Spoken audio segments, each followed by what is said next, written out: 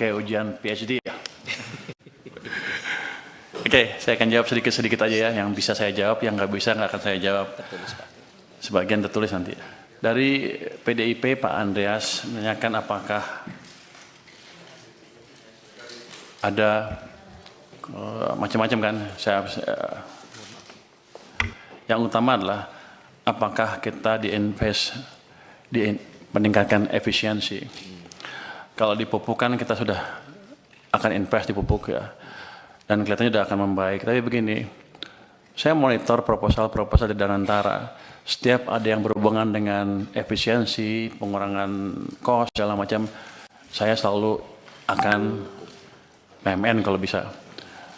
Tapi sampai sekarang juga proposalnya juga nggak terlalu jelas-jelas amat. Jadi kelihatannya nih arena Anda diskusi dengan Danantara semalam dijadikan ajang curcol Danantara ke Anda ya. Untuk menekan saya kelihatannya. Nggak apa-apa. Yang jelas gini tadi, apakah untuk energi terbarukan ada dari Pak ini kan jangka panjang sekali kan.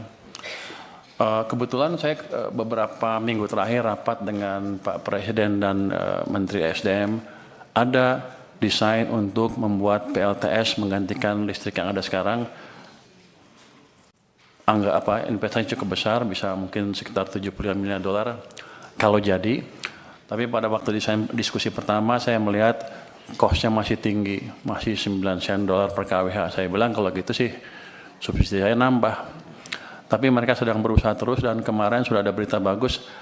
Pada saat sekarang harganya bisa 6 sen dolar per kWh. Saya bilang kalau itu betul, matangkan, kita kalau perlu PMN. Karena pada akhirnya akan hilang itu subsidi yang terlalu besar untuk listrik. Jadi kita nggak diam aja. Tadi Pak siapa lagi ya? Yang nanya tentang energi baru terbarukan.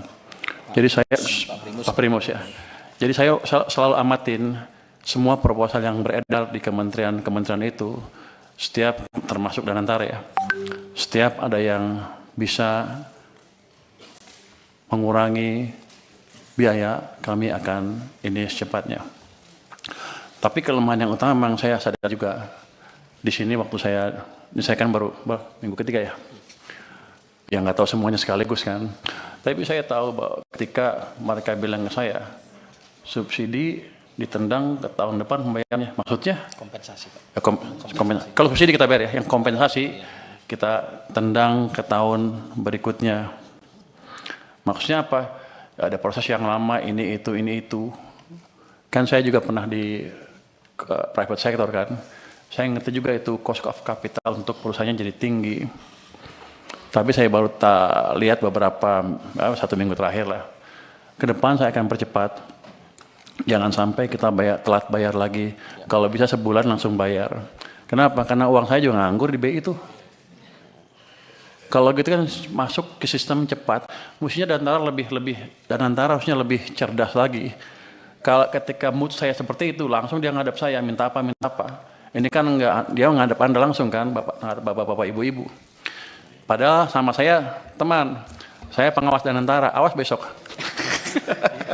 Kenapa mereka nggak ke saya? Lah ini kan penting Pak, Menteri ini jadi paten ini bagus, gitu. Ini bagus, saya pikir koreksi seperti ini. Tapi yang saya dia tahu, saya punya uang banyak, saya baru taruh cuma 200, masih ada 250 lagi di sana. Kenapa dia nggak ke saya? Jadi pada dasarnya begitu masuk akal, kita akan ini cepatnya. Kita akan review proses yang tadi 3 bulan tadi, kelamaan menurut saya juga, yang memastikan bahwa program PSO kami tidak mengganggu cash flow dari perusahaan Pertamina dan PLN dan lain-lain. Tapi nanti saya lihat, kalau nggak untung juga was. Kalau udah costnya diturunkan, jangan main-main mereka. Tapi yang tadi saya janji akan betulnya tadi proses di sini kita akan percepat. Berapa lama Anda bisa betulin? Dulu itu setahun sekali Pak. Ya jangan setahun sekali lah. Dulu itu setahun sekali udah kita 3 bulan. Yang nentuin siapa? Kita perpres. Kita yang nentuin. Sebulan selesai ya? Sebulan selesai Pak. Nanti kalau enggak dia saya pindahin. Ini alhamdulillah ini kalau Menteri Keuangannya bergerak cepat begini nih Pak. Kita bersyukur ini Pak. Sebenarnya saya lagi mikir gimana ngeluarin uang itu, masih banyak di sana, masih numpuk. 200 triliun positif tanggapannya, tapi banyak yang ribut juga kan. Oh ini itu. Ya, saya mesti cari tools yang lain. Jadi kalau tambah lagi. Daripada uang kita numpuk di sana, utangnya bunganya dibayar, impactnya ke ekonomi juga kurang. Saya nunggu sebenarnya penyaluran yang cepat apa. Makanya saya sisirkan tuh kementerian-kementerian. Saya ancam yang nggak bisa sampai Oktober nanti kalau Anda nggak bisa propose dengan clear seperti apa sampai akhir tahun, saya ambil uangnya. Kalau Danantara punya tagihan seperti ya langsung ngadap saya harusnya. Nanti saya tanya kalau rapat saya sebagai apa? Pengawas Danantara. Awas ya kan. Sudah berapa tahun kita mengalami hal tersebut? Sudah puluhan tahun kan. Kita pernah bangun kilang baru nggak pernah. Sejak kritis sampai sekarang nggak pernah bangun kilang baru. Jadi nanti bapak-bapak kalau ibu-ibu ketemu Danantara lagi, minta Pertamina bangun kilang baru. Saya pernah, waktu saya di Maritim, saya pernah tekan mereka tahun 2018 untuk bangun kilang. Mereka janji mereka akan bangun 7 kilang baru dalam waktu 5 tahun. Sampai sekarang kan nggak ada satupun. Jadi Bapak tolong kontrol mereka juga. Dari saya kontrol, dari Bapak-Bapak juga kontrol. Karena kita rugi besar. Karena kita impor dari mana? Dari Singapura. Minyak, produk minyaknya. Pabrik pupuk juga. Jadi pada dasarnya kalau gitu sekarang saya bukan juru bayar saja. Saya akan masuk. Saya akan lihat mereka jalankan apa enggak proyek-proyek yang diusulkan. Kalau enggak kita potong uangnya juga Pak. Saya kan pengawas, saya ganti aja dirutnya. Artinya timbal balik. Jadi ini saya pikir masukan yang bagus sekali dari DPR. Gimana caranya kita memproduksi, tadi Pak Khairul Imam juga memperbaiki alat-alat produksi, termasuk menyediakan alat produksi yang baru yang selama ini kita gagal membangun. Jadi kilang itu bukan kita nggak bisa bikin atau kita nggak bisa bikin proyeknya, cuman Pertaminanya males-malesan aja. Saya pernah kasih ke mereka biar aja karena mereka jelek-jelekin saya kemarin kan. Saya pernah kasih tawaran ke mereka kalau nggak bisa bikin ya udah, ini ada investor dari Cina mau bangun kilang, Anda perlu beli 30 tahun, setelah 30 tahun Anda dapat kilangnya gratis. Pertamina bilang kami keberatan dengan usul tersebut karena kami sudah over capacity. Waktu itu saya kaget, over capacity apa? Kami sudah rencana bangun 7 kilang baru, satu pun nggak jadi kan? Mereka bilang, iya tapi ke depan akan jadi, sampai sekarang nggak jadi. Yang ada malah beberapa dibakar kan. Jadi tolong dari parlemen juga mengontrol Pertamina untuk hal tersebut. Jadi kita kerjasama. Tujuan kita sama sebetulnya mengurangi subsidi dan membuat subsidi yang ada pun lebih murah dan tepat sasaran. Jadi untuk subsidi gimana nature-nya? Subsidi sebetulnya kalau bisa nggak subsidi kan. Cuman karena ekonomi kita tumbuhnya nggak cukup bagus, masyarakat yang paling bawah belum bisa bertahan ketika harus menghadapi harga pasar. Dikeluarkan dari subsidi supaya mereka bisa hidup terus dan agak sejahtera ke depan. Tapi kunci utamanya adalah menciptakan pertumbuhan ekonomi yang lebih cepat. Jadi kita akan mencoba meningkatkan kesejahteraan semuanya sehingga mereka semua kuat pada satu titik, gak harus subsidi lagi.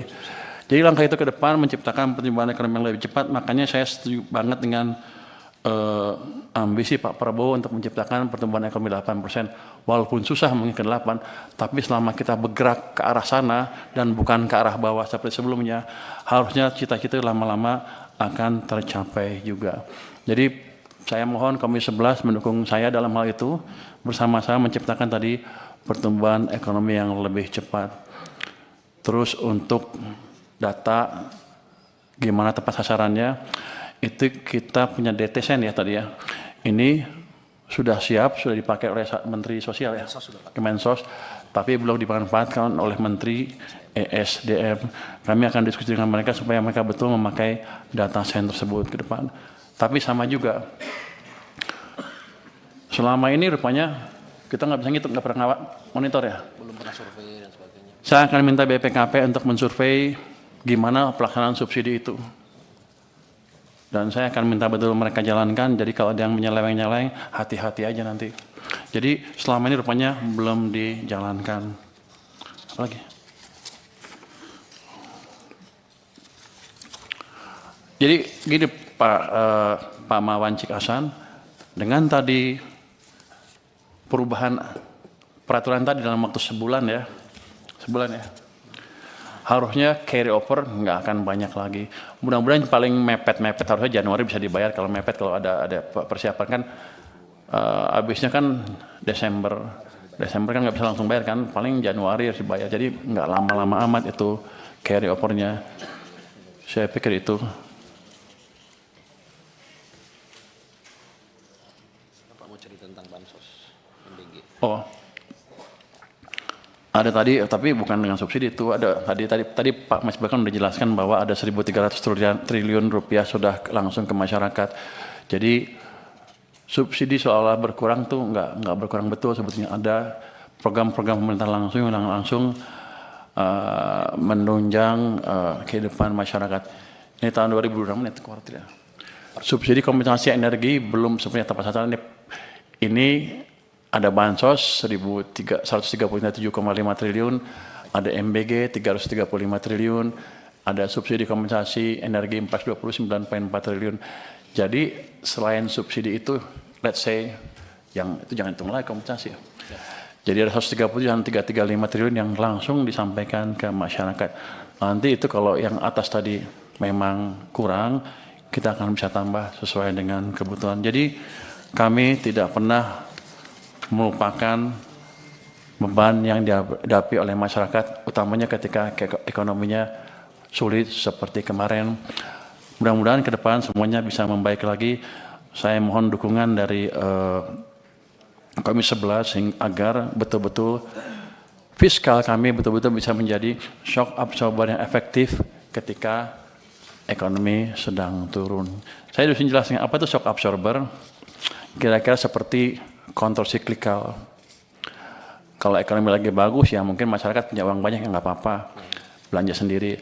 Tapi kalau ekonomi sedang turun, pasti kan banyak pengangguran. Semua masyarakat akan terkena, yang atas sampai yang bawah ketika ekonomi turun. Tapi yang paling menderita adalah yang bawah. Ya kami perkuat subsidi atau dana bantuan untuk orang miskin dan lain-lain, termasuk menjaga tadi supaya misalnya harga BBM di pasar nggak naik terlalu tinggi, supaya ekonominya bisa tahan, dan kalau sudah recover atau global kondisi membaik sehingga harga minyak nggak terlalu tinggi, baru kami sesuaikan lagi harganya. Jadi shock absorber kami adalah tadi countercyclical, ketika ekonomi lambat kami kasih stimulus lebih, tapi ketika ekonomi tumbuh terlalu cepat atau cepat kami kurangi stimulusnya. Itu mungkin jawaban singkat dari kami, Pak. Terima kasih. Wassalamualaikum warahmatullahi wabarakatuh. Waalaikumsalam warahmatullahi wabarakatuh. Tadi paper terakhir menarik Pak datanya. Ada 901 triliun subsidi dan bantuan sosial yang dialokasikan di APBN kita untuk masyarakat, Pak. 901 triliun. Dan itu pesan yang sangat kuat, kehadiran negara untuk masyarakat, Pak. Itu juga berkas bimbingan Komisi 11 juga sehingga kita bisa menyalurkan sebesar itu. Kalau dukungan nggak usah diragukan, Pak. Iya. Kita akan selalu memberikan penguatan, dukungan selama itu untuk kepentingan masyarakat, dan selama ini pemerintah selalu hadir untuk rakyatnya, Pak. Terima kasih Pak. Mohon dukungannya terus Pak. Kita sudah mendengarkan jawaban dan penjelasan Menteri